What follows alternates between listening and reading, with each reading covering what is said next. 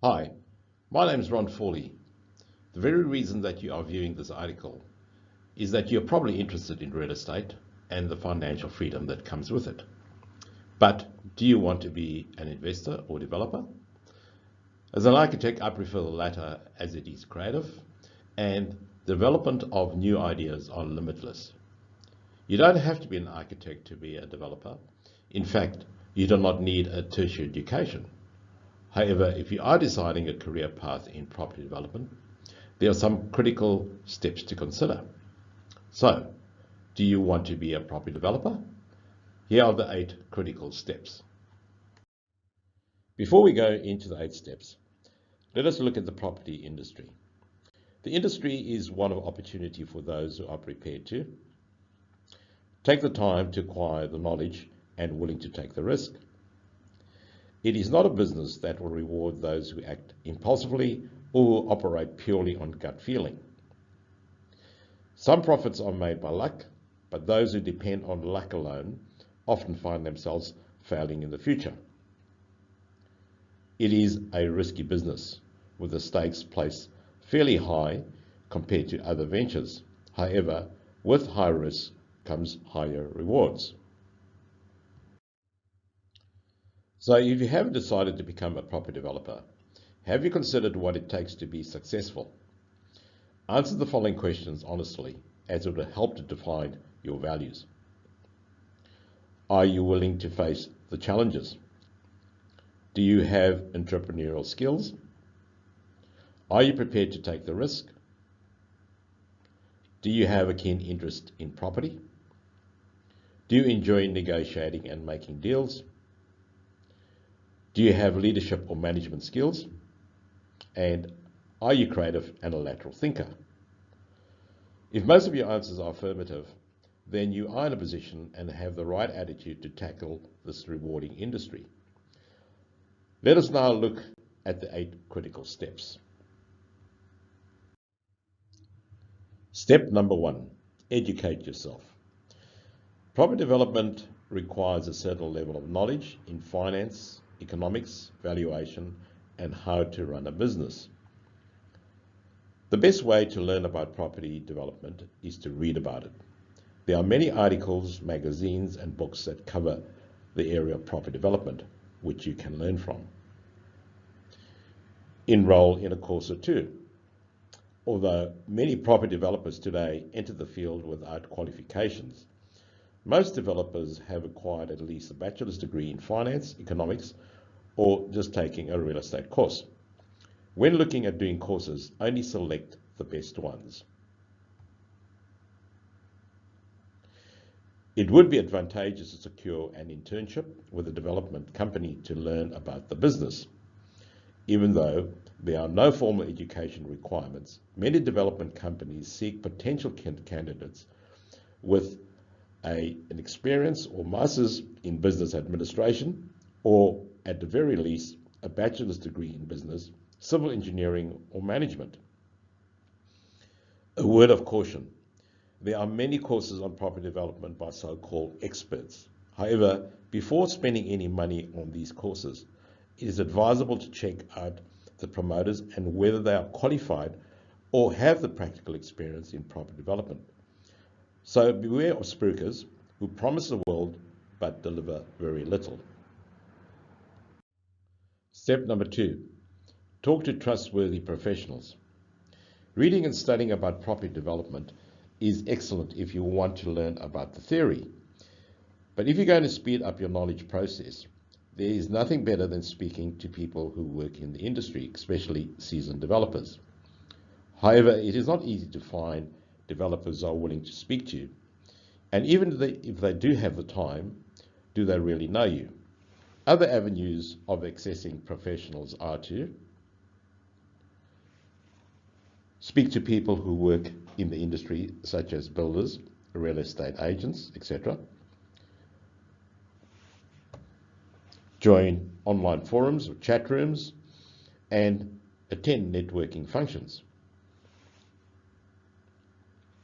Talk to professionals such as architects, engineers, lawyers, accountants who are involved in the industry. Step number 3, understand the development process. The property development process requires an extensive planning with attention to detail. To ensure the smooth process, a development project must be managed correctly to minimize risk. This area of understanding is quite extensive, which is covered in the various books I've written. However, below is a summary of the process in various stages. Project vision. Before starting a project, you need to have a vision of your project and the outcome when completed. Finding a site.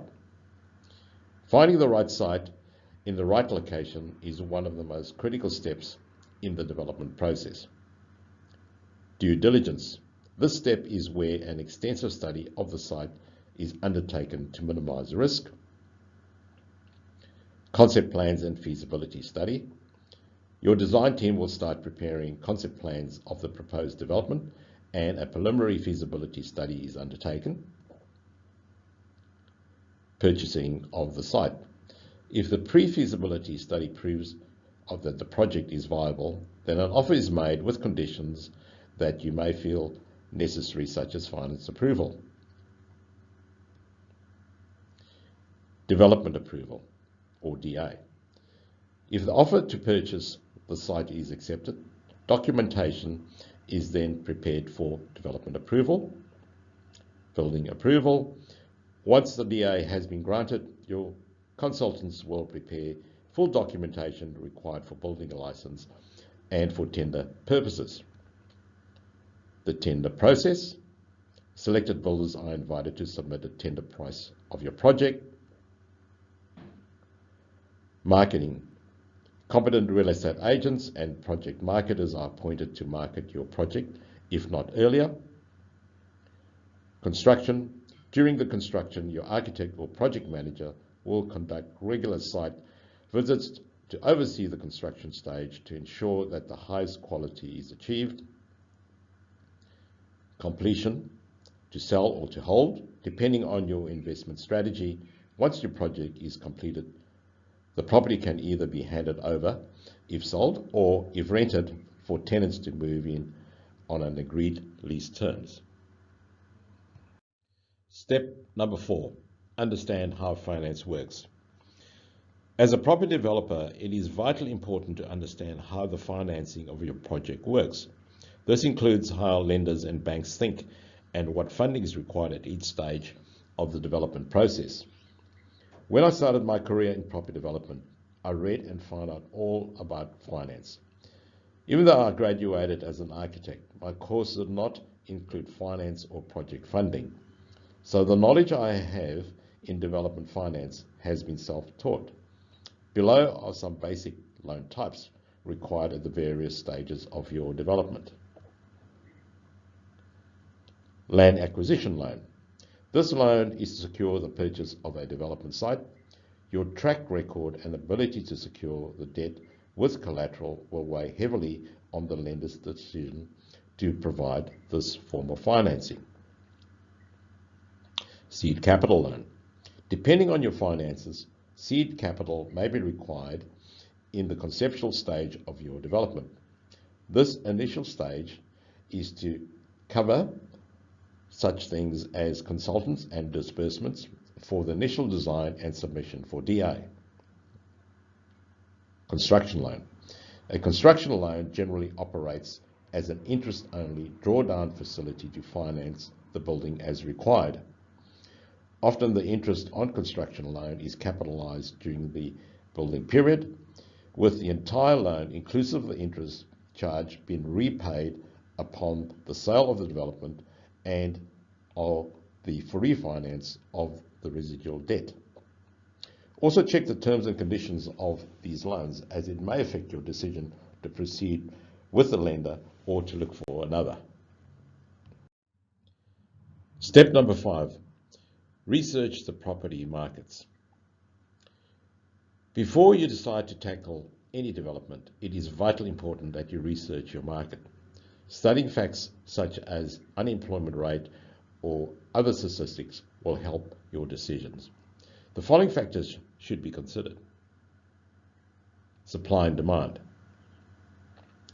economic factors, employment, consumer confidence and finance trends, medium property prices and capital growth, the market cycle, demographic data,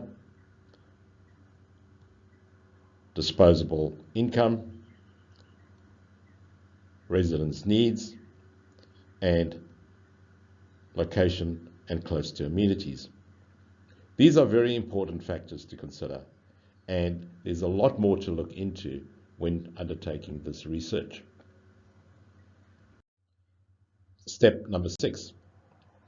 Whether you intend doing property development part-time or full-time, it is sensible to have a property development business plan or strategy. However, before you can do this, you need to undertake a self-analysis. Especially if you are a novice developer, you should begin at the level that you will be comfortable with. You need to assess the following areas: your current net worth, that is assets minus all liabilities, your current borrowing from lending institutions, your time that you must look into potential developments, your time that you can manage these developments, your development strategy, that is to develop and sell or to develop and hold, and your preferred development type. After establishing your borrowing capacity and analyzing the time you can afford, you will be able to develop a plan to start the process. Your strategy should consider the points made earlier and the time to consider some type of development that you're most comfortable with and the level of return you desire. The table shown here summarizes the development characteristics of several residential types. This will assist you in choosing the development type suitable to your analyzed profile. For example, here we have renovations, which has a very low risk level. The financing is good, the expertise is low, the saleability is good. Whereas if you take land development, the risk profile is medium to high, the financing is average to difficult, the expertise required is medium to high, and the saleability depends on the type of use. Step 7. Gain experience.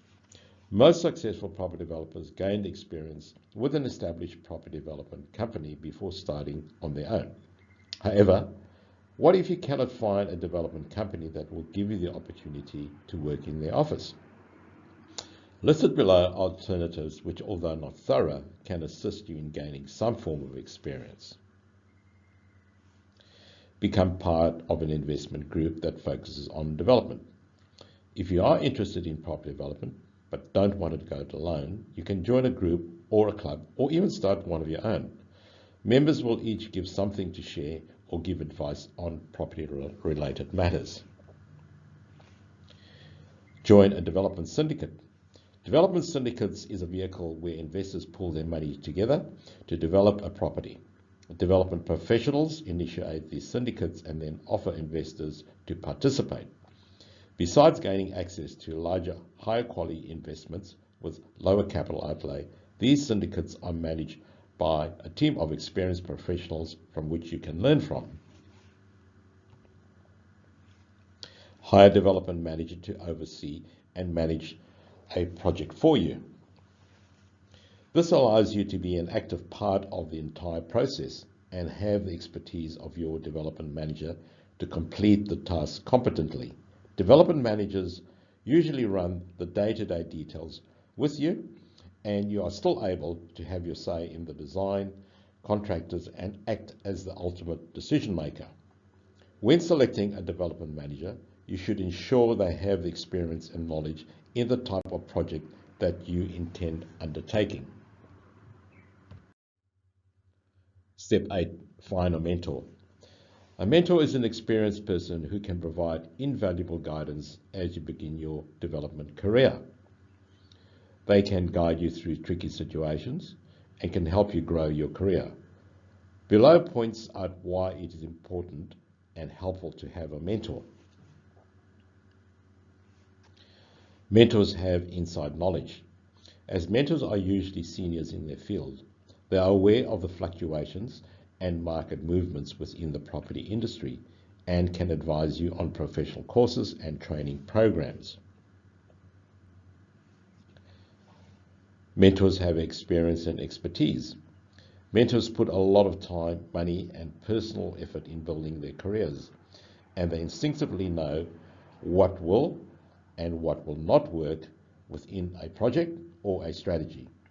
They've learned from their mistakes, so you need to appreciate the feedback and learn from their mistakes.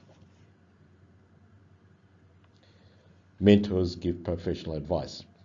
A mentor will provide you with unbiased, honest advice to help your career progression. They can help to refine your strengths and work out your weaknesses. As there is no emotional attachment, you know that the guidance that you receive is trustworthy. Mentors offer networking opportunities. The saying goes, it is not what you know, it is whom you know. With the years spent in the property industry, mentors have built up their professional network, which can help your career progression. Make sure you appreciate any information or connections that they give you, but do not rely solely on them, as some of these networks may be old and not in tune with the next generation. Thank you for listening to this article. I do hope that you have picked up some valuable tips. Please bear in mind that this is only a summary, and you'll find a lot more detailed information in the books I've written. On another note, and as pointed out earlier, under step 8, mentors in the property development industry are very difficult to find, as most of them are obviously very busy with their own projects. It is for this reason that I have, and upon the request of many past readers, developed 5 mentorship programs for both novice and seasoned developers who want to improve their skills and knowledge within this industry. These programs can be found through my company, AYR International, which are development managers, and by going into the website, look under the banner of mentorship. And thank you once again for taking the time.